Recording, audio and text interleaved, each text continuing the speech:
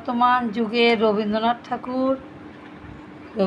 ঠাকুর জানলা দিয়ে কাকে ডাকতো? দইওয়ালাকে ডাকতো, ফেরিওয়ালাকে ডাকতো, আরে কুকুরকে ডাকে আয় আয় আয় বলে বিস্কুট দেবে বলে।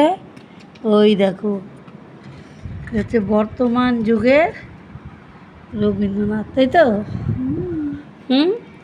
এই রবীন্দ্রনাথ কোনো কাজের না। আচ্ছা দে বিস্কুটটা দে, খেতে দে। এ জানলা দিয়ে খেতে দেয় কাকে?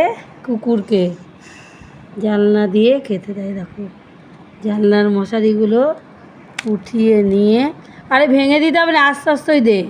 ভেঙে দিলে তা ভালো করে খেতে পারি, দেখেছো?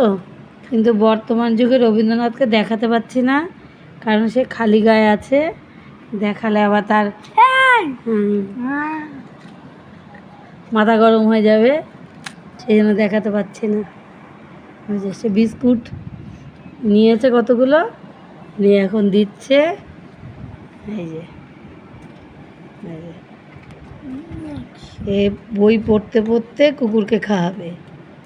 একদিকে বই পড়বে, এই দেখো বই দেখো ছড়ানো ছিটানো, এই দেখো এই যে বই পড়ছে, পড়তে পড়তে উঠে গেল।